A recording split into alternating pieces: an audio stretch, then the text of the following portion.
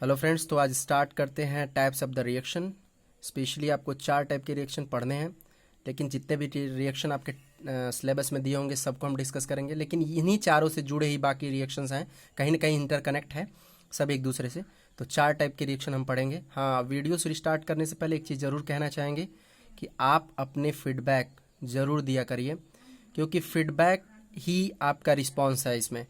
Otherwise कुछ पता नहीं चलता है कि आपको समझ आया कि नहीं आया। अगर समझ आ रहा है तब अपने फीडबैक दीजिए, लाइक करिए, और नहीं आ रहा है फिर बताइए क्या समझ में नहीं आया, क्या दिक्कत है अपने कमेंट सेक्शन में। ठीक है, ओके। तो स्टार्ट करते हैं। Types of the reaction. पहला है कॉम्बिनेशन रिएक्शन। कॉम्बिनेशन रिएक्शन में देखिए डेफिनेशंस और रिएक्शंस हम लिखे हुए हैं। आप नोट करना चाहे तो पॉज करके आप नोट कर सकते हैं, लेकिन अपने नोट्स बुक से भी बना सकते हैं खुद पढ़ के। ये एक हिंट है, एक डिस्कशन, छोटा छोटा हिंट है, इसीलिए छोटे वीडियोस हैं, ताकि हिंट के मदद से आप बुक्स में पढ़ें और इसमें डिटेल से नॉलेज ले सकें। ठीक है, अब चलिए कॉम्बिनेशन रिएक्शन में दो, ध्यान दीजिएगा, दो या दो से अधिक, दो मतलब 2 or more than 2, 2 or more than 2 elements जब कंबाइन होते हैं तो जो प्रोडक्ट बनता है, एक सिंगल प्रोडक्ट बने, तो वो होता है कॉम्बिनेशन रिएक्शन।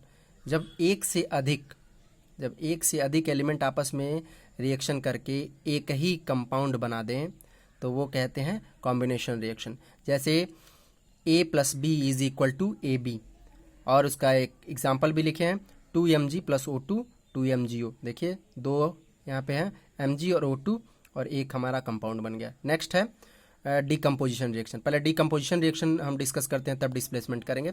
डीकम्पोजिशन रिएक्शन में क्या होता है, एक सिंगल कंपाउंड होता है, वो 2 पार्ट में टूट जाता है। जैसे AB है और A + B में हो गया। ठीक है, तो यहाँ पे भी एक एग्जांपल दिया हुआ है मैंने, 2FeSO4। जब इसको गर्म करेंगे तो ये क्या बनेगा, Fe2O3 SO2 और SO3। ठीक है, तो ये डिकम्पोज हो गया, टूटा। अब देखिए नेक्स्ट डिस्प्लेसमेंट रिएक्शन में एग्जाम, यहाँ पे मैंने डेफिनेशन वगैरह लिख रखा है। डेफिनेशन आप चाहें तो लिख सकते हैं पॉज करके, अदरवाइज इसके बारे में हम बता रहे हैं। डिस्प्लेसमेंट रिएक्शन में जो हाईली रिएक्टिव एलिमेंट होता है, ध्यान दीजिएगा, अगर किसी कंपाउंड से हाईली रिएक्टिव एलिमेंट रिएक्शन करता है तो वो लो रिएक्टिव को डिस्प्लेस कर देता है। लो रिएक्टिव को क्या कर देता है, डिस्प्लेस कर देता है हाईली रिएक्टिव एलिमेंट। तो यहाँ पे आपका देखिए ध्यान से, AB + C, तो यहाँ पे B को C ने क्या कर दिया, डिस्प्लेस कर दिया, उसके जगह पे अपने जाके अटैच हो गया है। तो यहाँ पे CB + A। और रिएक्शंस के उसका जो एग्जांपल है वो भी मैंने लिखा हुआ है, Fe + ZnSO4, FeSO4 + Zn। आप रिएक्टिविटी सीरीज पढ़े होंगे, ऊपर से नीचे की साइड में जो भी एलिमेंट्स आते जाते हैं वो स्टेबिलिटी ज़्यादा बढ़ती जाती है। ऊपर से नीचे आते हैं तो स्टेबिलिटी बढ़ती जाती है, और ऊपर वाले एलिमेंट का हाईली रिएक्टिव होते हैं। ठीक है, जितना जो ऊपर रहेगा वो हाईली रिएक्टिव रहता है, जो नीचे रहता है वो लो रिएक्टिव रहता है। ठीक है, अब आते हैं डबल डिस्प्लेसमेंट रिएक्शन। बस डिस्प्लेसमेंट रिएक्शन के जैसे है, लेकिन डबल डिस्प्लेसमेंट रिएक्शन में क्या करते हैं, 2 कंपाउंड आपस में रिएक्शन करेंगे। इसमें से ध्यान दीजिएगा, एक एलिमेंट दूसरे इसके दूसरे कंपाउंड के एक एलिमेंट को क्या करेगा, डिस्प्लेस कर देगा। जैसे हमने AB के फॉर्म में यहाँ पे लिखा हुआ है AB + CD। यहाँ पे जो है AC, A के साथ C ज्वाइन हो गया, और B किसके साथ आ गया, D के साथ आ गया। ठीक है, इसमें याद रखिएगा डबल डिस्प्लेसमेंट और डिस्प्लेसमेंट के रिएक्शन के डेफिनेशंस और एग्जांपल्स पूछे जाते हैं, तो आप डेफिनेशन और एग्जांपल लिख लीजिएगा, नोट्स बना लीजिएगा उसका। इसमें एक्वस सोल्यूशन होता है, याद रखिएगा एक्वस सोल्यूशन आपस में मिलते हैं। तो प्रेसिपिटेशन रिएक्शन, अक्सर ध्यान दीजिएगा, इससे रिलेटेड एक रिएक्शन होता है प्रेसिपिटेशन रिएक्शन। प्रेसिपिटेशन रिएक्शन में भी सेम डबल डिस्प्लेसमेंट रिएक्शन का ही उसमें रोल रहता है। तो डबल डिस्प्लेसमेंट रिएक्शन में 2 कंपाउंड है आपस में रिएक्शन करके एक दूसरे के एलिमेंट को क्या कर देंगे, डिस्प्लेस कर देंगे। ठीक है, इसका एग्जाम्पल हमने लिखा हुआ है यहाँ पे, BaCl2 + Na2SO4 BaSO4 + NaCl। यहाँ पर देखिए बेरियम क्लोराइड का सोडियम सल्फेट के साथ रिएक्शन होता है, तो बेरियम सल्फेट और सोडियम क्लोराइड बनता है। ठीक है, आगे देखते हैं ऑक्सीडेशन रिएक्शन। देखिए वहां तक जो चारों रिएक्शन मैंने बताया है, ये चारों रिएक्शन सबसे इंपॉर्टेंट है। अब इसी से रिलेटेड या इससे कहीं ना कहीं इसी से जुड़े हुए हैं बाकी सब रिएक्शन। तो ऑक्सीडेशन रिएक्शन, ऑक्सीडेशन रिएक्शन किसे कहते हैं? ऑक्सीडेशन रिएक्शन में ऑक्सीजन या तो ऐड होता है, ध्यान दीजिएगा, ऑक्सीडेशन रिएक्शन में ऑक्सीजन या तो ऐड होता है या फिर हाइड्रोजन रिमूव होता है। ऑक्सीजन की एडिंग होगी या रिमूवल ऑफ हाइड्रोजन होगा, एडिंग ऑफ ऑक्सीजन और रिमूवल ऑफ हाइड्रोजन।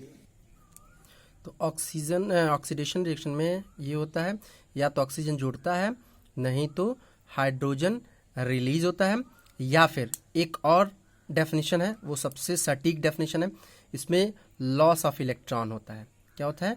इलेक्ट्रॉन का लॉस होता है ऐसे रिएक्शन में जहाँ पे किसी एलिमेंट का, ध्यान दीजिएगा, किसी एलिमेंट के इलेक्ट्रॉन का अगर लॉस होता है तो उस एलिमेंट का क्या होता है? ऑक्सीडेशन। वो रिएक्शन देखिए यहाँ पे कॉपर है, ऑक्सीजन के साथ रिएक्शन कर रहा है, तो इसमें इलेक्ट्रॉन का क्या हुआ है? लॉस। इलेक्ट्रॉन का लॉस हुआ है, देख लीजिए यहाँ पे, ठीक है, यहाँ पे 0 ऑक्सीडेशन है। अब इसके लिए अलग से वीडियो बनाएंगे, उसमें बताएंगे आपको डिटेल में, बट ये समझिए कि अगर किसी एलिमेंट का इलेक्ट्रॉन का लॉस होता है तो भी उसका ऑक्सीडेशन ही होता है। तो या तो ऑक्सीजन ऐड होगा, ऑक्सीजन या तो ऐड होगा, या फिर उसमें से हाइड्रोजन निकलेगा, या फिर इलेक्ट्रॉन का लॉस होगा। ठीक है, ये 3 चीज़ें होती हैं ऑक्सीडेशन में। सेम इसी का उल्टा रिडक्शन में भी चलता है। इसमें या तो हाइड्रोजन या तो ऐड होगा, ऑक्सीजन क्या होगा? रिमूव होगा, या फिर इलेक्ट्रॉन जो होगा वो ऐड होगा।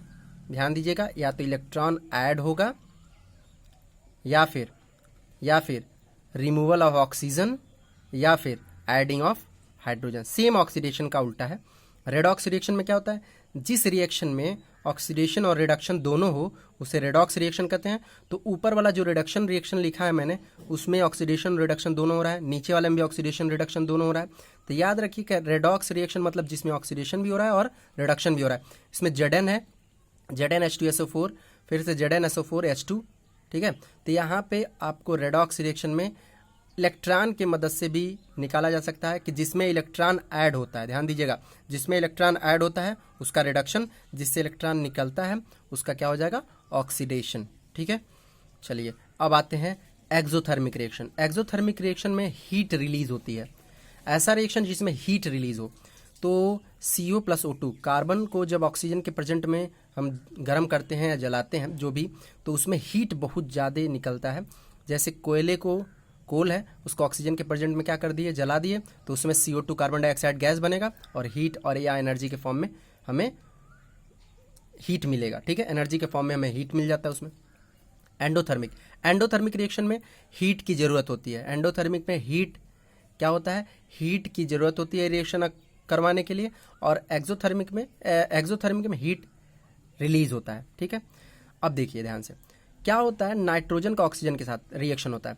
आपने नाइट्रोजन साइकिल पढ़ा था, तो उसमें पढ़ा होगा, तो नाइट्रोजन साइकिल में जब हाई टेम्परेचर होता है तभी नाइट्रोजन ऑक्सीजन से रिएक्शन करता है। उसी तरह से यहाँ पे हमने उसका रिएक्शन लिखा हुआ है, N2+O2, नाइट्रोजन के साथ ऑक्सीजन रिएक्शन करा, उसके बाद NO बना और हीट की ज़रूरत रही। यहाँ पे देखिए माइनस है, तो हीट इधर लेके आएंगे तो क्या हो जाएगा? प्लस। इसका मतलब हीट की ज़रूरत रही है इसमें। तो एंडोथर्मिक में हीट की ज़रूरत है और एक्सोथर्मिक में हीट रिलीज होती है। ठीक है, न्यूट्रलाइजेशन रिएक्शन ऑलरेडी आप पिछले क्लासेस में पढ़े होंगे। न्यूट्रलाइजेशन, जब एसिड और बेस आपस में रिएक्शन करते हैं तो जो रिएक्शन होता है, सॉल्ट और वाटर बनता है, वही रिएक्शन क्या कहलाता है? न्यूट्रलाइजेशन रिएक्शन कहलाता है। ठीक है, न्यूट्रलाइजेशन रिएक्शन, एसिड और बेस आपस में रिएक्शन करते हैं तो उस समय सॉल्ट और वाटर बनता है, उसी को हम क्या कहते हैं? न्यूट्रलाइजेशन रिएक्शन कहते हैं। और ऑक्सीडेशन, रिडक्शन और रेडॉक्स के बारे में एक अलग से वीडियो बनाएंगे, उसमें आपको डिटेल से इलेक्ट्रॉन का ट्रांसफ़र की वजह से जो ऑक्सीडेशन रिडक्शन कैसे आइडेंटिफाई करते हैं वो जान लेंगे। वैसे तो ऑक्सीजन ऐड होगा या हाइड्रोजन निकलेगा तो ऑक्सीडेशन, हाइड्रोजन ऐड होगा या ऑक्सीजन निकलेगा तो रिडक्शन। ठीक है, और दोनों होता है, एक ही रिएक्शन में दोनों अगर हो जाए तो समझिए redox reaction. Okay, thanks, take care, और फीडबैक जरूर दीजिएगा।